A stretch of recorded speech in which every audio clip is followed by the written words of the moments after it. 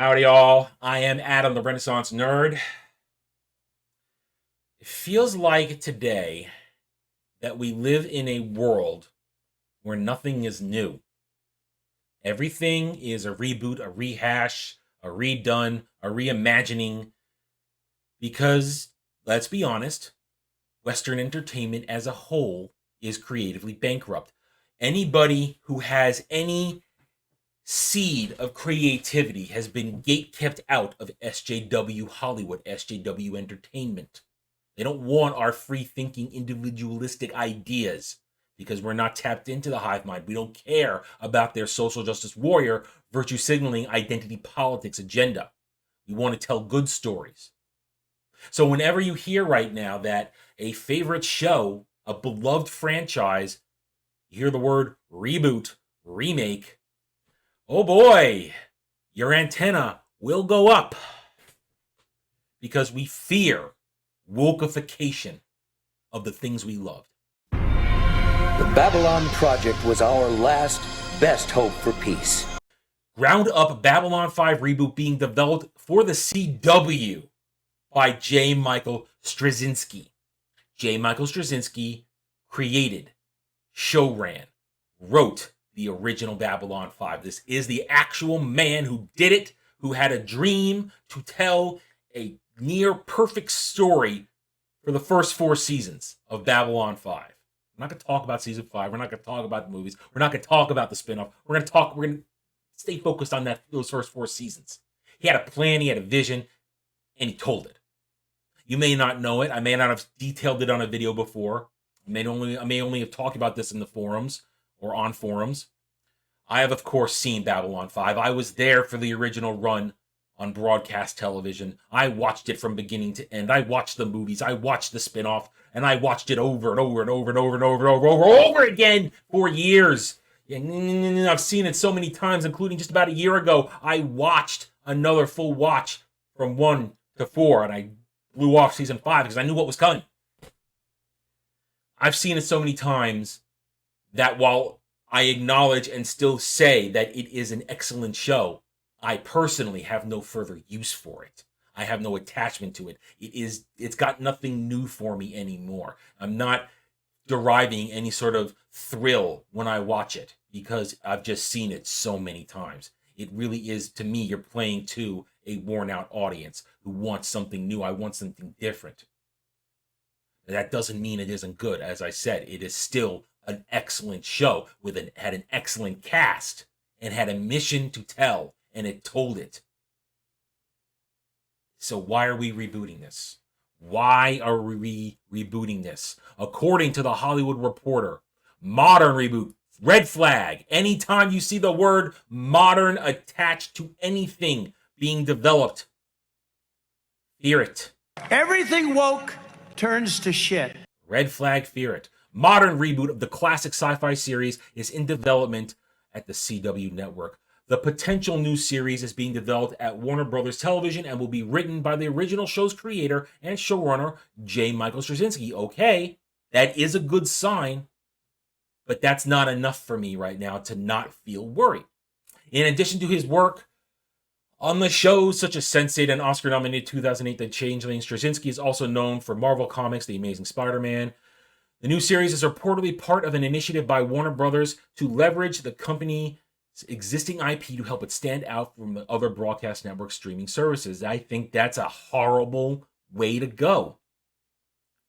Trying to lure people in with member berries is never the way to success. Remember TIE Fighters? Oh, remember Jawas? Remember Tatooine? Remember the torture droid?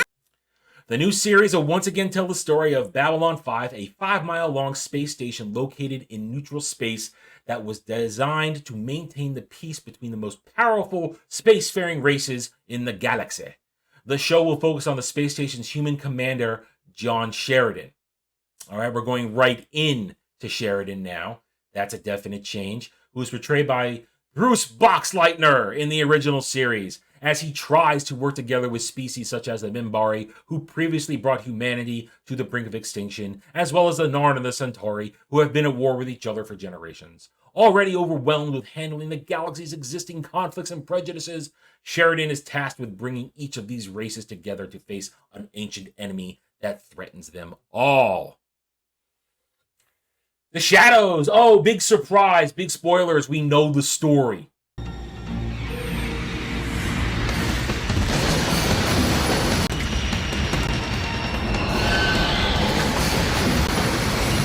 One of the beautiful things of the first season and then into the second season as it really started to come out were all the stingers, the Easter eggs, the teasers of the Shadows creeping in. You see them, you don't know what's going on, you not knowing what is happening. That was the magic of it. And knowing that JMS had his story to tell. You knew it was going someplace. There was no deviation. The original show is well known for telling a single, continuous serialized story during an era when most TV series are focused on episodic content, and was also one of the first sci-fi TV shows to primarily use CGI, computer-generated graphics, for its special effects. The series was lauded for its character development, political intrigue, and mix of sci-fi and spiritual themes. Yes, and it was done perfectly. It was done in the vein of Star Trek, where it was presented to you, and you were allowed to absorb it and make your own decision. It was not shoved down your throat, and that is the threat of anything being made today.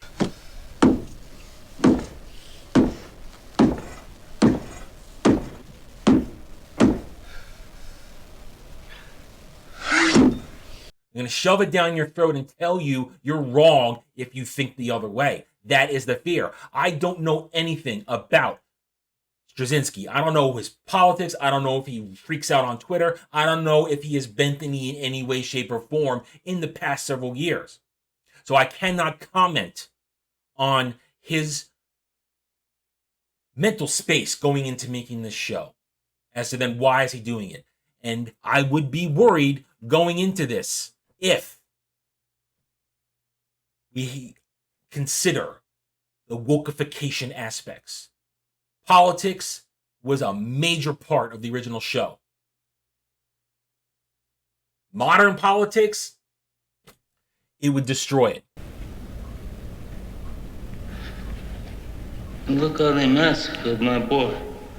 And it will be in the shadow of the original, especially if real fans or lapsed fans like myself got to watch it. Now, am I going to watch this? Yes, because I cannot render judgment with what we have now. This is not a rendering judgment video. This is a warning video. Be prepared to be disappointed because of this world that we live in right now and everything that goes into making television and movies. I will watch this because I am neutral on it. I don't have the same attachment to Babylon 5 like I do to Star Wars, Star Trek, Doctor Who. I'm not I won't, if it's horrible, I won't be as heartbroken because the original show doesn't have the deep meaning for me it maybe once had. I can look at it and I can walk away. So you'll get I'd like to believe you're going to get a fair and even review out of me when this happens. So I will keep an eye out for this. I will watch for it, and I will bring you my take on it when it happens. As I said, this is on the CW. I don't have faith in a CW show not to be woke. 95% of their programming is woke now. Even an old stalwart like Supernatural, towards the end, it got woke. I only stuck with it because it had been so long. Got to see how it ended. But nothing is safe on the CW from wokeness. And frankly, it's their standard. It's their standard. It's what makes their shows. It's all woke bullshit. CW, identity politics, virtue signaling, woke bullshit.